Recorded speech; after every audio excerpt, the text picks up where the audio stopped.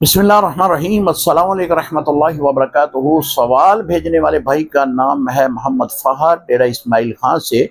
कहते हैं कि जब बंदे को दफन कर दिया जाए तो कब्र में 3 सवालात किए जाते हैं।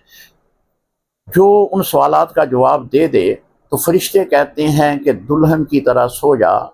इससे क्या मुराद है? बहुत अच्छा आपने सवाल किया है।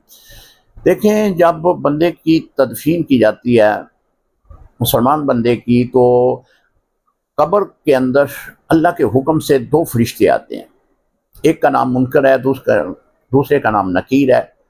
ये सवाल जवाब करते हैं और मैयत को उठाकर बैठा लेते हैं।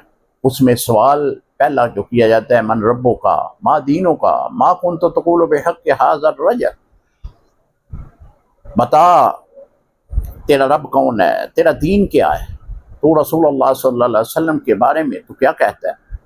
ये 3 सवालात हैं।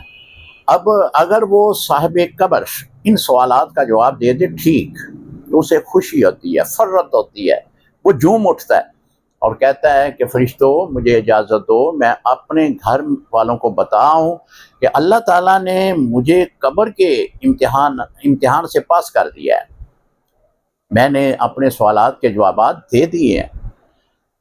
तो उस वक़्त फरिश्ते ये कहते हैं कि घर जाने की जो है वो बात ना कर, अब तू घर नहीं जा सकता, अब तू इस तरह सो जा जिस तरह दुल्हन सोती है।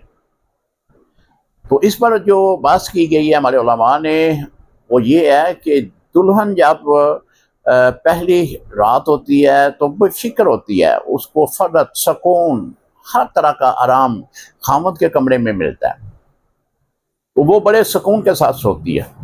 अब उसको उठाने वाला कोई भी नहीं है सिवाय उसके खामद के। तो ये एक मिसाल दी गई है कि अब तो दुल्हन की तरह सो जा, तुझे आलम बरज़ख में कोई परेशानी आने वाली नहीं है, क़यामत तक तू खुश व खुर्रम आलम बरज़ख की ज़िंदगी गुजार, और तुझे अब कोई उठाएगा नहीं सिवाय अल्लाह ताला के। क़यामत के दिन अल्लाह ही तुझे उठाएगा।